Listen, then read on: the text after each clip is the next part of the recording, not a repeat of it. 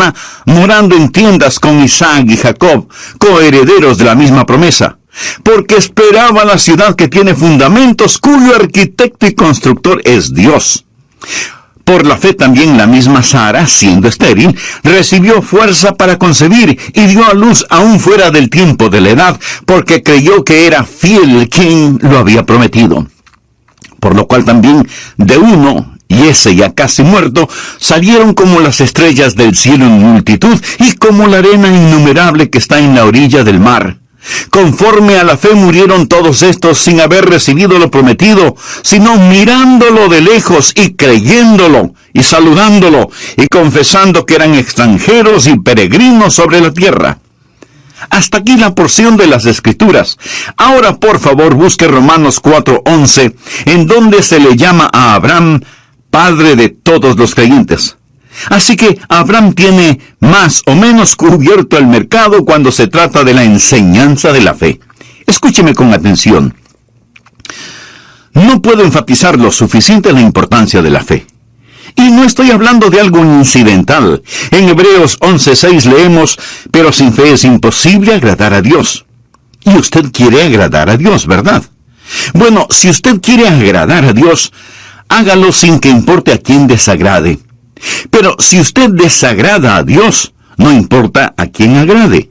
Y no hay manera de agradar a Dios sin fe. Lo repito, esto no es incidental, esto es fundamental. Fe es la marca del creyente cristiano. Los primeros seguidores fueron llamados creyentes antes de ser llamados cristianos. Es nuestro deber principal el creer en Dios. En Juan 6:29 leemos, respondió Jesús y les dijo, esta es la obra de Dios, que creáis en el que Él ha enviado. ¿Desea usted servir a Dios? Su deber principal es creer en Dios. El pecado supremo no es la incredulidad. El pecado más grande no es el asesinato, ni la violación, ni el robo, ni la corrupción, ni la tiranía. El pecado más grande, mi amigo, es la incredulidad. Cuando el Espíritu Santo de Dios viene al mundo, viene a convencer a los hombres del pecado, porque ellos no creen. La razón por la que los hombres están perdidos, condenados y rumbo al infierno, no es por algún pecado que hayan cometido, es porque no han creído. La Biblia dice en Juan 3:18, el que en él cree no es condenado. Pero el que no cree ya ha sido condenado porque no ha creído en el nombre del unigénito Hijo de Dios. La incredulidad es la fuente de todos los demás pecados. Adán y Eva pecaron en el jardín del Edén porque no creyeron a Dios. La vida cristiana debe ser vivida por fe. Hebreos 10:38 lo dice claramente, mas el justo vivirá por fe. Amigos, se lo repito, sin fe es imposible agradar a Dios. Usted nunca tendrá éxito en su vida cristiana si es que no cree en Dios. Esa es la razón por la que estamos estudiando sobre algunos campeones de la fe o héroes de la fe. Ahora, lo que le voy a decir seguramente le asombrará. Abraham fue un pagano idólatra.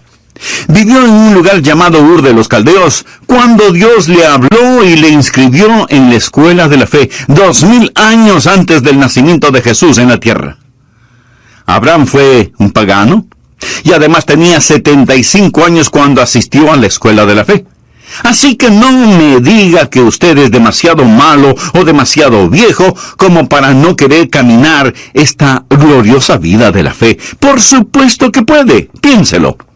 Un hombre de más de 70 años vive en tierra extraña. Tiene una esposa muy linda, tiene familia, tiene un negocio, y como lo vamos a ver, él lo deja todo para ir a un país que nunca ha visto y marcha bajo órdenes selladas.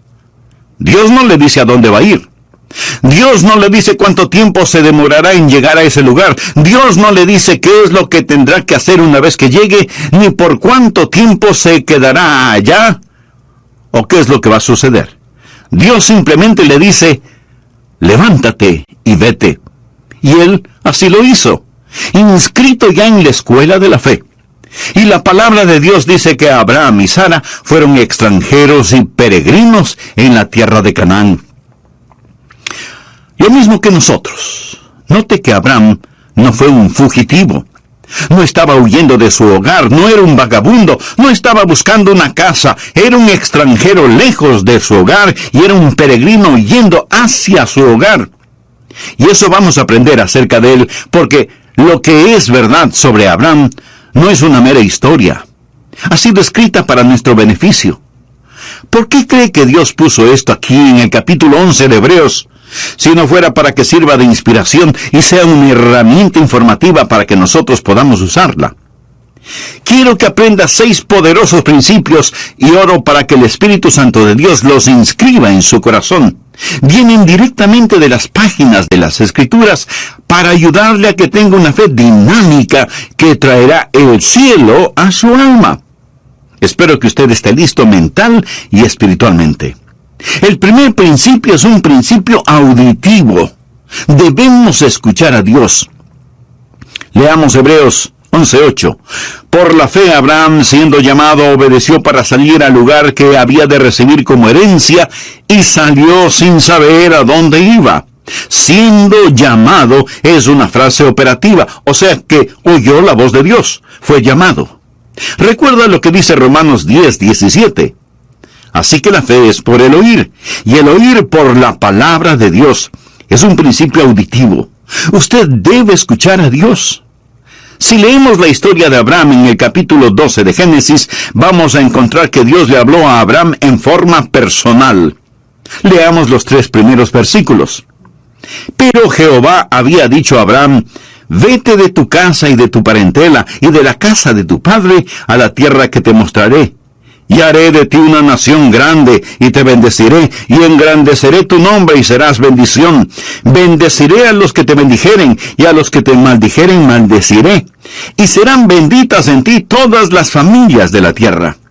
Abraham oyó la voz de Dios, quien le dijo que le mostraría la tierra a la cual debería ir, que haría de él una nación grande, que bendeciría a los que le bendijeren, y que maldeciría a quienes le maldijeren.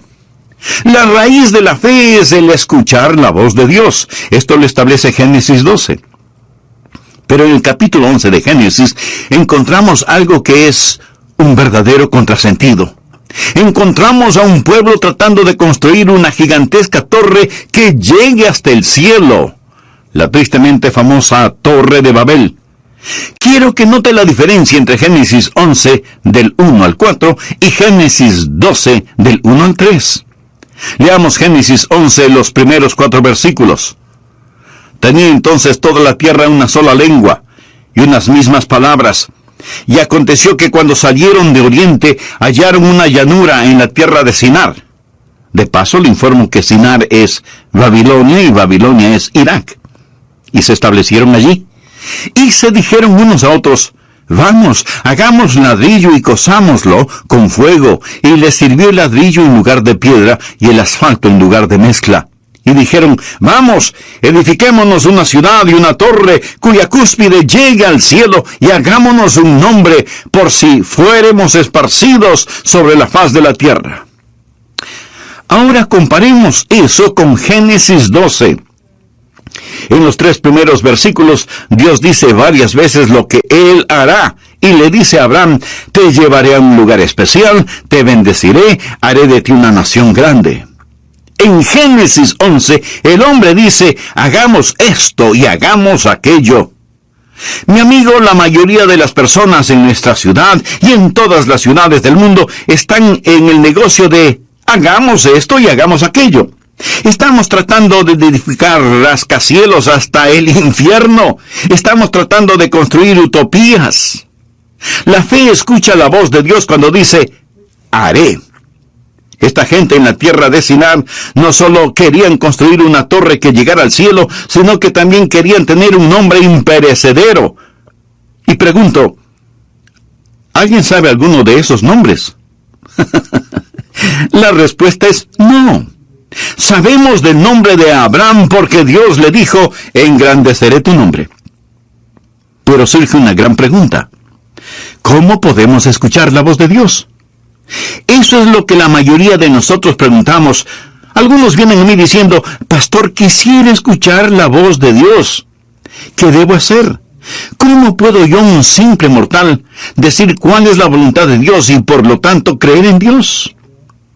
En nuestras oraciones muchas veces decimos, Señor, si es tu voluntad. ¿Alguna vez usted ha orado de esa manera? Señor, si es tu voluntad, haz esto. Si es tu voluntad, haz aquello. Señor, si es tu voluntad, sana. Muéstranos qué hacer. Protégenos. Ahora, si usted no conoce la voluntad de Dios, esa es una buena manera de orar, pero no es la mejor manera de orar. La mejor forma de orar es diciendo, Señor, esta es tu voluntad y te agradezco por ella y voy a permanecer en ella. Por favor, anote al margen 1 de Juan 5:14. Y esta es la confianza que tenemos en Él, que si pedimos alguna cosa conforme a su voluntad, Él nos oye.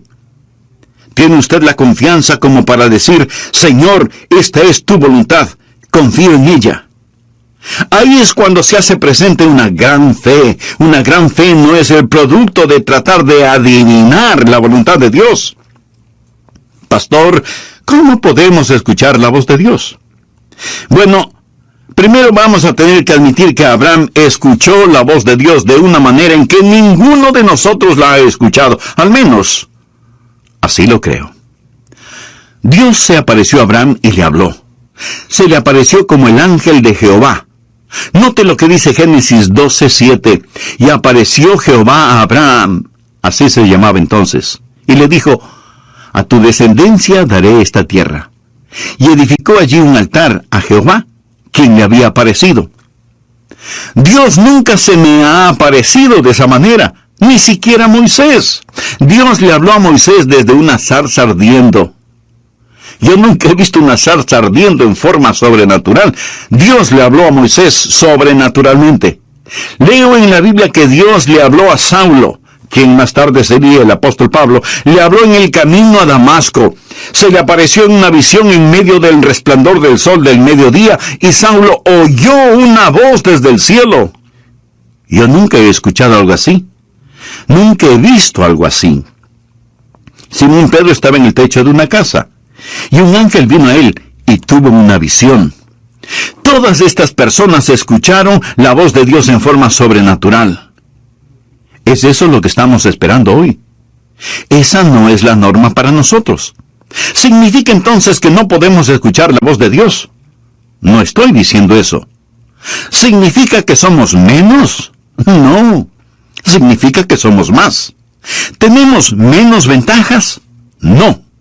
Hoy tenemos mayores ventajas. Escuche atentamente. Para conocer la voluntad de Dios, tenemos mayores ventajas. Busque Hebreos 1, versículos 1 y 2. Dios, habiendo hablado muchas veces y de muchas maneras en otro tiempo a los padres por los profetas, en estos postreros días nos ha hablado por el Hijo, a quien constituyó heredero de todo y por quien asimismo hizo el universo. Bueno, ¿cómo Dios nos habla por su Hijo? La Biblia nos enseña que tenemos tres cosas: la palabra escrita de Dios, la mente de Cristo y la guía del Espíritu Santo. Ahora, eso no nos hace menos que las personas del Antiguo Testamento. Más bien es una gran ventaja. Esos personajes del Antiguo Testamento, antes de tener las Escrituras, antes de saber lo que ahora nosotros sabemos por el Espíritu Santo que mora en nosotros, tenían que esperar que Dios se manifestara mediante una revelación abierta, una visión, una teofanía. Nosotros no tenemos que hacerlo. Mi amigo, cualquier instante podemos abrir la Biblia y escuchar la inspirada, infalible palabra de Dios. Así que no pierda la oportunidad. Cuando nací de nuevo, fui regenerado y recibí lo que la Biblia llama la mente de Cristo. Veamos lo que dice 1 Corintios, capítulo 2, desde el versículo 14. Pero el hombre natural, esto es, el no salvado, no percibe las cosas que son del Espíritu de Dios, porque para él son locura, y no las puede entender, porque se han de discernir espiritualmente. En cambio, el espiritual juzga todas las cosas. O sea que evalúa las cosas para tomar una decisión apropiada. Pero él no es juzgado de nadie, porque ¿quién ha conocido la mente del Señor? ¿Quién le instruirá? Ahora ponga atención a la siguiente frase. Mas nosotros tenemos la mente de Cristo. Y no lo tome esto a la ligera. Nosotros tenemos escrita la inspirada, infalible palabra de Dios, y esa palabra nos dice que tenemos la mente de Cristo. ¿Cómo puedo conocer la voluntad de Dios? Amigo, cuando mi corazón está limpio, mi motivación es transparente, y camino en el Espíritu, puedo con toda seguridad asumir que lo que pienso y lo que deseo es la voluntad de Dios. Usted puede pensar que esto es arrogancia. No, no lo es. Y déjeme explicarlo.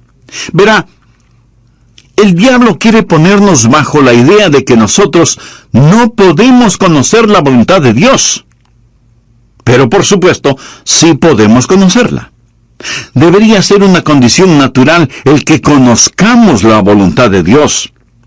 Usted dice, ¿qué pasa si hago algo fuera de la voluntad de Dios? Pues el Espíritu Santo dará la voz de alarma y le dirá, es malo lo que hiciste. Has pecado. Te has vuelto a esclavizar. Si usted está caminando en el Espíritu, sabrá cuando el Espíritu Santo da la voz de alarma. Ahora, suponga que camina en el Espíritu. No ha pecado, pero Dios tiene un plan diferente para usted. Entonces, Dios se lo mostrará. Pablo hizo planes para ir a Bitinia, pero el Espíritu se lo prohibió. Y Pablo oyó una voz que lo llamaba a Macedonia. Así que tuvo que cambiar sus planes. El punto, mi amigo, es que podemos caminar con Dios. Honramos a Dios cuando creemos en Él y vivimos con confianza. Ahora, si usted duda acerca de algo, espere en el Señor. Y comience a cultivar la rara virtud de la paciencia. No trate de correr más rápido que Dios. Pero, en cambio, corra lo más rápido que pueda hacia Dios y comience a caminar con Él. Antes de finalizar, deseo hacerle una pregunta. ¿Cuál es su relación personal con Dios? ¿Es Jesucristo su Salvador y Señor? Si usted aún no es un hijo de Dios, ¿no le gustaría serlo ahora mismo? Solo repita conmigo la siguiente oración. Querido Dios. Versículo 8. Por fe, Abraham, siendo llamado, obedeció para salir al lugar que había de recibir como herencia, y salió sin saber a dónde iba. Abraham escuchó la voz de Dios y obedeció. No sabía a dónde iba a terminar, pero eso no era de su incumbencia. Nuestra responsabilidad no es el entender totalmente, sino el obedecer rápidamente. Recuerde que Abraham estaba dejando todo lo que conocía y todo lo que amaba y se iba a otro lugar en absoluta obediencia. Cuando Dios le hable, mi amigo, usted tiene que estar listo a obedecer, ya sea que esa orden tenga o no tenga sentido para usted. Algunos jóvenes pastores me preguntan, Pastor Rogers, cuando voy a pastorear una iglesia, ¿cuál debe ser mi actitud? Y yo les respondo, deben estar preparados para dos cosas. Primero, pasar el resto de sus vidas ahí. Y segundo, estar listos en los próximos 15 minutos. Y ambas cosas son ciertas. Usted no debe decir, Señor, estoy construyendo un nido. Usted necesita orar y decir, Señor, si voy a construir un nido, pon una espina en él. Estoy listo a ir. Confiar y obedecer. La única manera de ser felices en Jesús es confiar y obedecer. Y si usted no obedece lo que ya sabe, no le pida a Dios más revelación, porque Dios no se la va a dar. ¿Tiene usted un problema de fe? Si es así, probablemente su problema es de obediencia. ¿Hay alguna confesión que necesita hacer? ¿Hay alguna restitución que debe realizar? ¿Hay una ayuda que debe dar? ¿Hay un testimonio que debe compartir? ¿Hay algún lugar a donde debe ir? Obedezca, obedezca. ¿Desea tener fe? El primer principio es el principio auditivo. Escucha a Dios. El segundo principio es el principio de correr riesgos. Obedezca a Dios. El tercer principio es lo que llamo el principio de valores. Usted debe establecer prioridades. Leamos ahora Hebreos 11:9. Por la fe habitó como extranjero. Se refiere a Abraham. Por la fe habitó como extranjero en la tierra prometida, como en tierra ajena, morando en tiendas con Isaac y Jacob, coherederos de la misma promesa, porque esperaba la ciudad que tiene fundamentos, cuyo arquitecto y constructor es Dios. Abraham era un extranjero lejos de su hogar y era un peregrino yendo hacia su hogar. En ese tiempo, Canaán no era su tierra. Él esperaba la ciudad que tiene fundamentos, cuyo arquitecto y constructor es Dios. Vive bajo una carpa y no entierra las estacas demasiado profundo, porque su lema era: este mundo no es mi hogar, solo estoy de pasada. Abraham tenía una prioridad diferente. Ahora, la razón por la cual muchos no tienen fe es porque sus prioridades son erróneas. Pensamos que la fe es una forma en que la voluntad del cielo se realiza en la tierra. Pensamos que es una manera en que nuestra voluntad se realiza en el cielo. Fe es la forma en que Dios realiza la voluntad del cielo en la tierra. Venga tu reino, sea hecha tu voluntad como en el cielo, así también en la tierra. Espero que usted se dé cuenta que nuestra ciudadanía está en el cielo, y no debemos estar tan apegados a las cosas de este mundo, porque desaparecerán como humo. Los éxitos más notables del hombre desaparecerán como vapor. Leemos en Filipenses 3:20, mas nuestra ciudadanía está en los cielos, de donde también esperamos al Salvador, al Señor Jesucristo. Si usted está viviendo para este mundo, usted no tiene fe. Santiago lo dice muy enfáticamente. Oh almas adúlteras, ¿no sabéis que la amistad del mundo es enemistad contra Dios? Cualquiera pues que quiera ser amigo del mundo, se constituye enemigo de Dios. ¿Es usted mundano y se pregunta por qué no tiene fe? ¿Piensa que Dios va a otorgar fe a sus enemigos? Abraham no fue un amigo del mundo. Cuando usted se vuelve amigo del mundo, entonces usted comienza a vivir mundanalmente. Veamos lo que dice Primera de Juan 2, desde el versículo 15. No améis al mundo, ni las cosas que están en el mundo. Si alguno ama al mundo, el amor del Padre no está en él. Porque todo lo que hay en el mundo, los deseos de la carne, los deseos de los ojos y la vanagloria de la vida, no proviene del Padre, sino del mundo, y el mundo pasa y sus deseos. Pero el que hace la voluntad de Dios permanece para siempre. Recuerde que la fe viene por la voluntad de Dios. Piense en eso. Cuando usted se vuelve amigo del mundo y comienza a amar las cosas del mundo, ¿qué es lo que sucede? Que usted se va a amoldar a las cosas del mundo. Leamos Romanos 12:2. No os conforméis. Quiere decir que no debemos dejarnos manipular ni amoldar. No os conforméis a este siglo, sino transformaos por medio de la renovación de vuestro entendimiento, para que comprobéis cuál sea la buena voluntad de Dios, agradable y perfecta. Recuerda lo que dije, que usted necesita la mente de Cristo para conocer la voluntad de Dios. Pero si este mundo le está apretando, amoldando por medio de la televisión, la música, las modas, las finanzas, etc., y usted se lo permite, no es de extrañarse que usted no tenga la mente de Cristo, ni entienda la voluntad de Dios para su vida. Y todo comienza con la amistad con el mundo, que se transforma en amor por las cosas del mundo, luego en identificación con las cosas del mundo, para terminar siendo condenado con el mundo.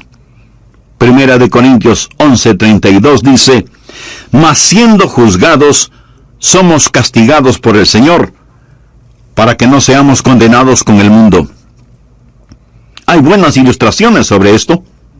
Abraham tenía con él un sobrino llamado Lot, quien seguía a Abraham. La Biblia nos dice que Abraham vivía en una carpa y que Lot armó la suya, pero con la vista hacia Sodoma, moviéndose hacia el mundo. Su esposa llegó a ser parte de la clase social alta en Sodoma y sus hijas seguramente fueron cachiporreras en el colegio de Sodoma. Lot se volvió un hombre de negocios y seguramente llegó a ser un importante concejal de la ciudad de Sodoma.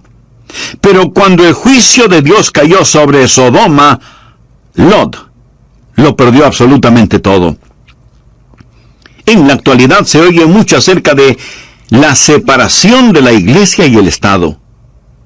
¿Sabe que el mensaje que necesita ser predicado hoy más que nunca es la separación de la iglesia y el mundo?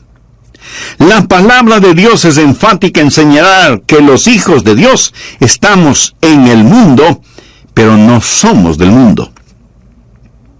Cuando miro a los creyentes promedio hoy en día, con tristeza tengo que admitir que se parecen, se visten, hablan, fuman, beben, ven las mismas películas, van a los mismos espectáculos, escuchan la misma música que los inconversos. O sea, siguen amando las cosas del mundo. Mi amigo, los hijos de Dios debemos ser diferentes. Si a usted lo llevaran preso por ser un creyente, tendrían suficientes evidencias como para condenarlo. Debemos ser diferentes. Quisiera hacerle unas preguntas muy personales. ¿Cuáles son sus metas? Tal vez quiere tener suficiente dinero para su retiro, comprar una bonita casa y poder gozar de una vida tranquila y sin preocupaciones emocionales o financieras. ¿Cuál es la meta que tiene para sus hijos? ¿Desea que ellos sean famosos y alcancen notable éxito en la vida? ¿Cuál es su meta en lo concerniente a su relación espiritual con Dios? ¿Se preocupa de que sus hijos desarrollen un carácter genuinamente cristiano debido al ejemplo que ven en usted?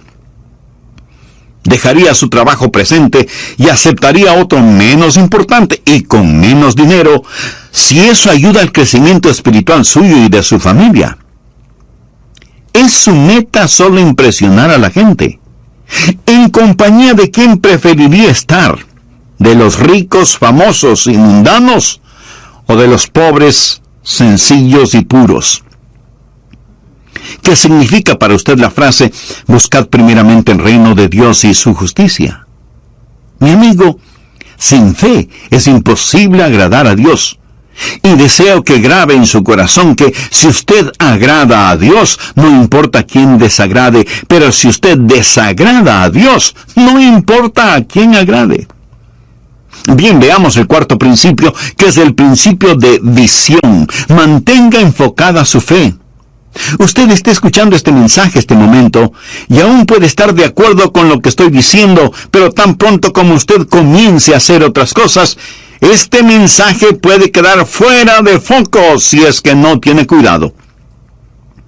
Nuevamente veamos Hebreos 11:10.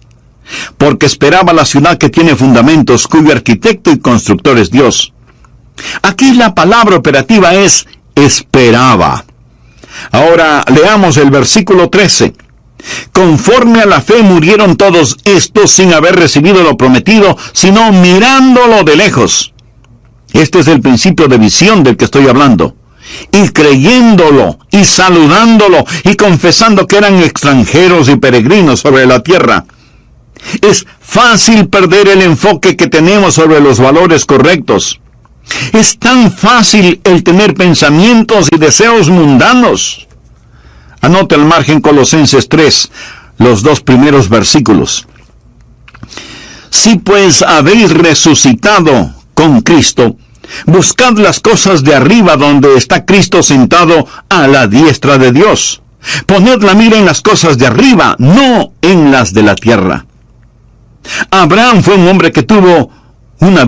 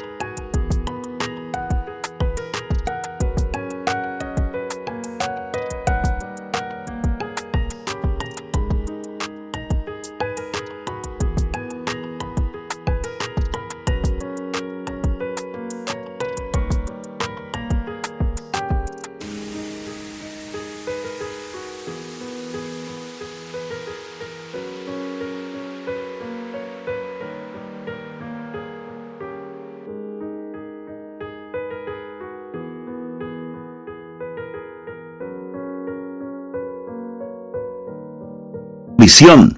Y esa visión le dio la capacidad de ver lo invisible. Recuerde lo que es la fe. Es pues la fe, la certeza de lo que se espera, la convicción de lo que no se ve. Eso es lo importante. Mire otra vez el versículo 13. Conforme a la fe murieron todos estos sin haber recibido lo prometido, sino mirándolo de lejos. Quiere decir que vieron lo invisible. Vieron cosas que no eran visibles, porque fe es ver lo invisible. Y es absolutamente verdad que por fe podemos ver lo invisible. Segunda de Corintios 4:18 es un versículo interesante. No mirando nosotros las cosas que se ven, sino las que no se ven. Pues las cosas que se ven son temporales, pero las que no se ven son eternas. ¿Es esto una contradicción? Pablo dice que no estamos mirando lo que podemos ver, sino que miramos lo que no se puede ver. La fe ve lo invisible, conoce lo desconocido y hace posible lo imposible.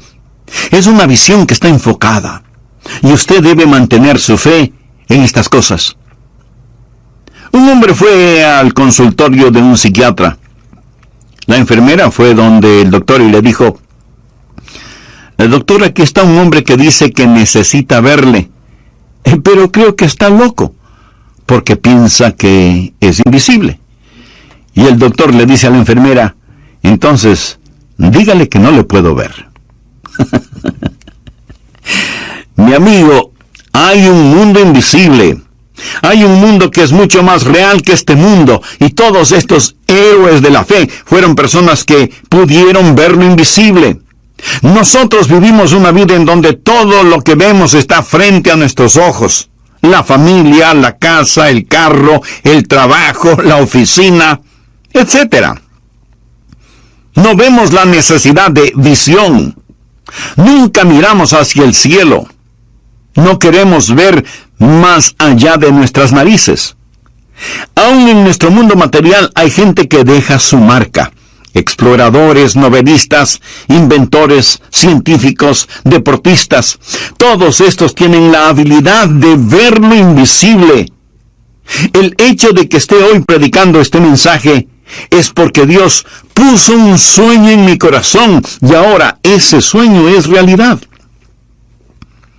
Cuando Disney World fue inaugurado en Orlando, en la Florida, el programa comenzó con un extraordinario desfile. Miles de invitados especiales estaban en las tribunas. Walt Disney ya había fallecido, pero la viuda de Walt Disney estaba entre los ejecutivos de la empresa. El programa fue una fantasía propia de Disney. Una señora que estaba sentada junto a la señora Disney comentó: es una pena que su esposo no esté aquí para ver todo esto. Y la señora Disney le contestó: oh, pero él lo vio. Por eso, todo esto está aquí. En su mente, él vio lo invisible, pero él no vio lo que sucede en la actualidad en su famoso parque de diversiones, se lo puedo asegurar. Si él supiera lo que está pasando, probablemente estaría dando vueltas en su tumba. Amigo, todo comienza con una visión. El quinto principio es el principio de vigilancia. Usted debe proteger su corazón. El diablo hará guerra contra su fe. Hebreos 11:11 dice: por la fe también la misma Sara, siendo estéril, recibió fuerzas para concebir y dio a luz aún fuera del tiempo de la edad, porque creyó que era fiel quien lo había prometido. Dios le había dado a Abraham una promesa, pero usted sabe que él y Sara dejaron de mirar a Dios e hicieron cosas muy negativas. Abraham fue hacia Egipto cuando Dios le había puesto en Canaán. Pero Dios puso a prueba su fe y Abraham al principio fracasó en la prueba. Amigo, Dios probará su fe. Una fe que no puede ser probada no puede ser una fe confiable.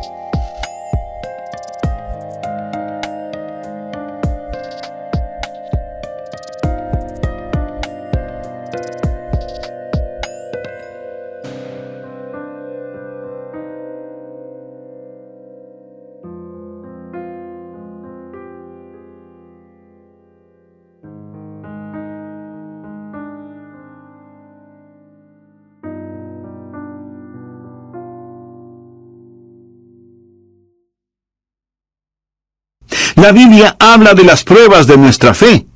Cuando usted vive una vida de fe, no todo es color de rosa. Su fe va a ser probada. Abraham debió quedarse en la tierra de Canaán, a pesar de que había hambruna. Si él sabía que Dios lo puso allí, debió haber dicho, aunque pase hambre me voy a quedar. Si Dios me puso aquí, Él me cuidará. Esté vigilante. Su fe va a ser atacada. No siempre va a ser fácil vivir una vida de fe. No crea que todos los salvados están dentro de las iglesias y que todos los perdidos están fuera de las iglesias. No es cierto.